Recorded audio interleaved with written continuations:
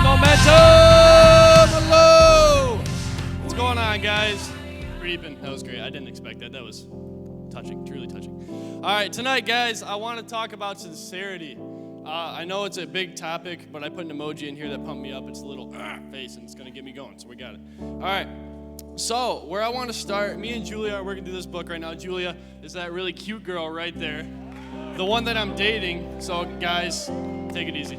She's right there. She's really cute. But we're working through this book, and it's about questions that you need to go over with each other. And it's one of the questions was, what makes it easy to be open with someone else? What makes it easy to be vulnerable? And her answer was great. It's being sincere.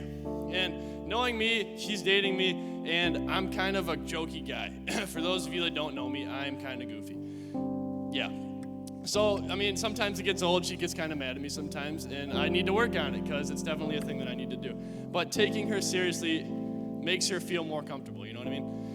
Taking people seriously makes them feel more vulnerable with you. They can be open with you because they know you're taking them seriously, right? All right, so I want to jump right into 1 Kings chapter 3, verse 16. I think we have it up here on the board. All right, so it says, Then two prostitutes came to the king and stood before them. The one woman said, Oh, my lord, this woman and I live in the same house, and I gave birth to a child while she was in the house. Then on the third day after I gave birth, this woman also gave birth, and we were alone. There's no one else with us in this house. Only we two were in the house. All right, so there's only two of them in the house. She said that a lot. All right, two prostitutes. All right, can we go to the next slide? All right, it says, forward a little bit. It's verse 19. It says, And this woman's son died in the night because she lay on him, and she arose at midnight and took my son beside me while your servant slept and laid him at her breast and laid her dead son at my breast. When I rose in the morning to nurse my child, behold, he was dead. But when I looked at him closely in the morning, behold, he was not the child that I had had. Next slide, please. Verse 27, all the way to the end, it says, Then the king answered, Give the living child to the first woman, and by no means put him to death. She is his mother. All right, so if you haven't heard this verse, this story, Solomon says, for wisdom, these two prostitutes come before him. Two prostitutes. He's the king. The king. All right, he's got way more important issues than who stole whose baby, right? This isn't Maury. Got it? All right, so the two prostitutes come in. This chick stole my baby.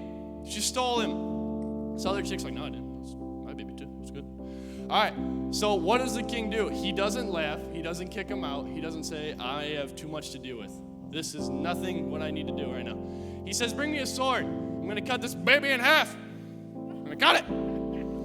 He doesn't cut the baby, just so you know. He goes to cut the baby, and the other mom, the real mom, says, don't cut the baby. Let him live. And he goes, all right, you must be the mom because this other chick wants to cut this baby in half. She can't be the mom. But what I'm trying to get out of this, guys, is not that he tried to cut a baby in half, but the fact that he took both of them so seriously.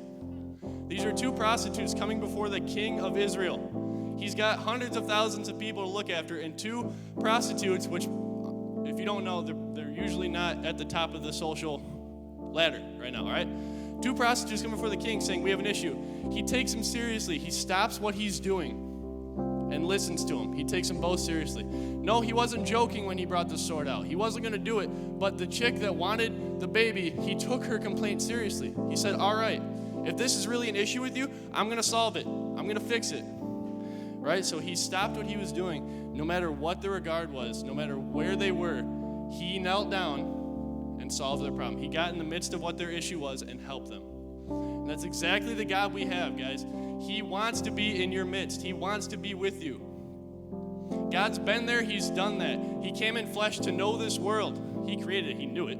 But he wanted to come down here and show you guys that it can be done. He came down here in flesh. He put skin on to show you that you can do it. He's been there, done that. No, he probably didn't balance a checkbook. He probably didn't make a car payment. But he knows what it's like. He's been here, guys. He's done it. He's done it. He wants to be here with you. He's not discrediting your problems. He created the universe, but yet he stops to listen to you when you have financial problems. He stops to listen to you when you can't make your car payment, when you can't figure out who's going to watch your kids when you go to school. When you don't know what's going to happen, he stops. He listens to you. Sam and Alex Wachowski, they have a little boy named Camden, right? This kid is awesome. I think he's 7, 8, something like that. He's great. He loves Minecraft. He can't figure out how to do stuff on Minecraft. I don't care about Minecraft. I don't. I really don't. But it's important to him. If he comes up to me complaining that he can't figure something out, I'm going to listen to him. I don't give a crap. It's Minecraft.